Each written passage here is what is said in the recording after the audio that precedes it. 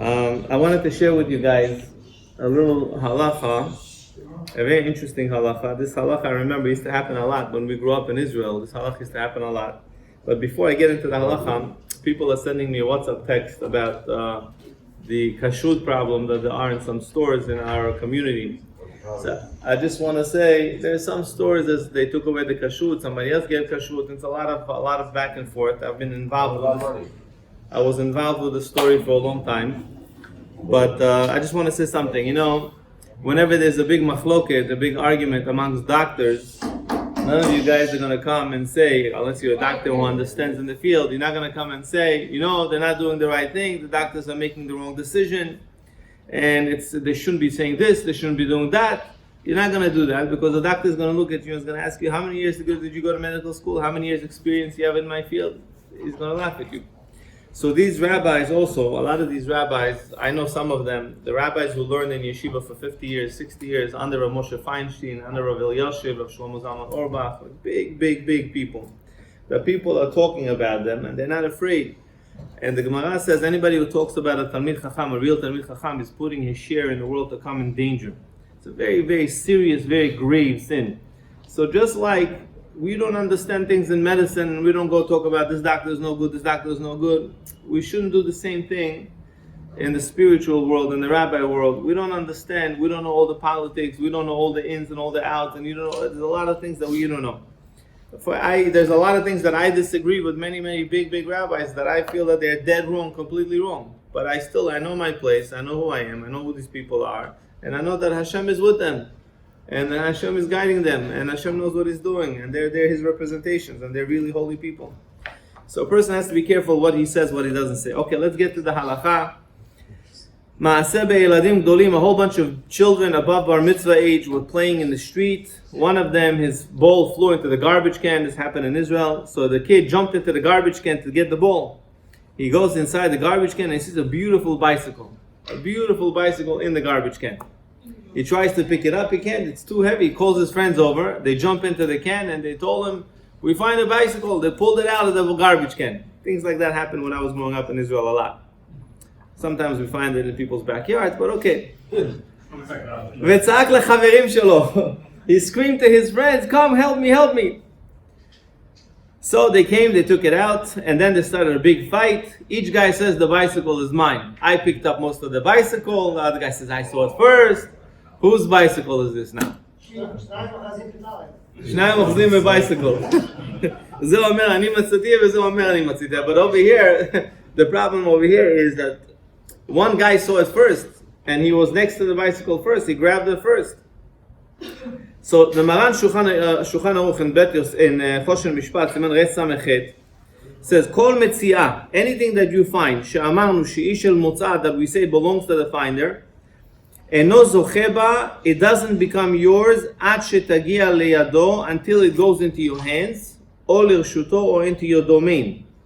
It has to be in your hands or it has to be in your property.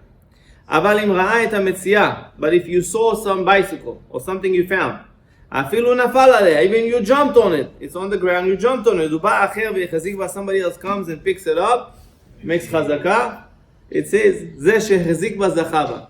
Whoever picked it up first, it's his. But it's complicated, it's not so simple. That's halacha aleph. In some Resh Samechet halacha aleph. In halacha bet says the Shulchan Aruch, Chazal tiknu, our holy rabbis made an institution. She'arba'a amot shel adam she'omed betzidan harei elo konim lo. If you stand somewhere within arba amot, which is approximately 8 feet, whatever is on the floor over there lost, within 8 feet of you where you're standing, is yours. Automatically. The rabbis made that institution. Says the Shulchan Aruch, V'tam takanazu, and the reason is in order that there should be no fights between people. I was there, it wasn't my fault, amot first, it's mine.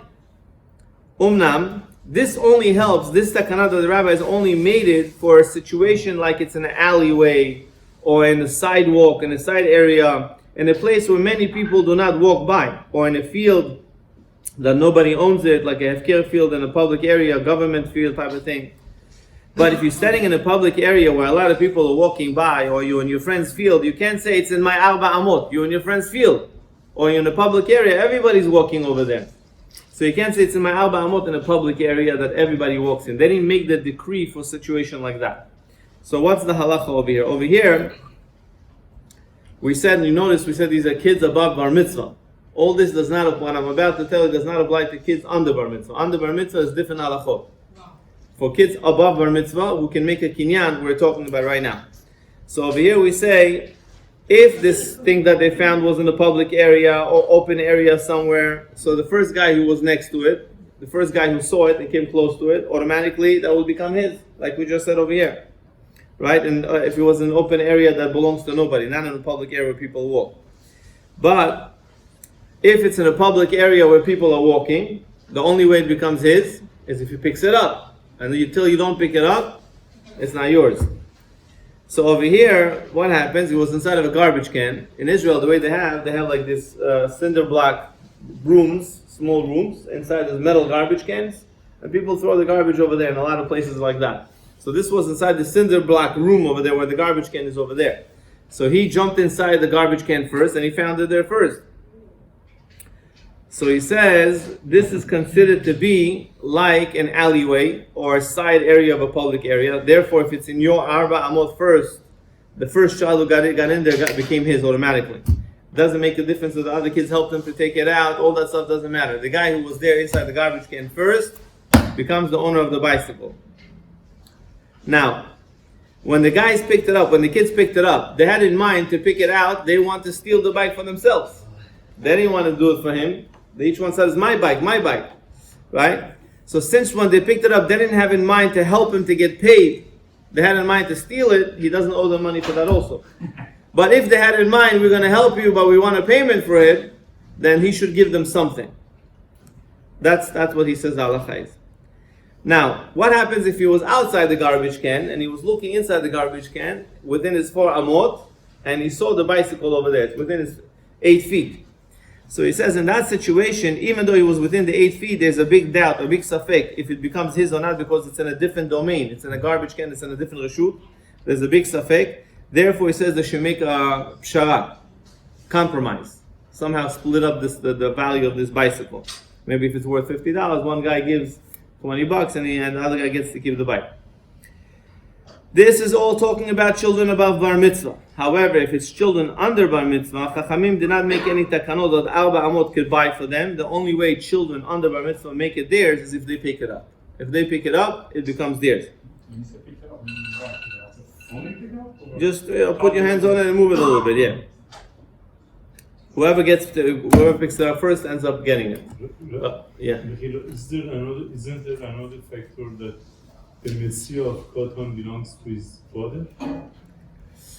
The Messiah of a Katan belongs to his father. Why does that make for a difference? What's the factor? He found it. So even if he didn't make Chazaka or Kinya, automatically it should be... No, but the only way it belongs to the father is if he picks it up. If he looks at something, it doesn't automatically become the father.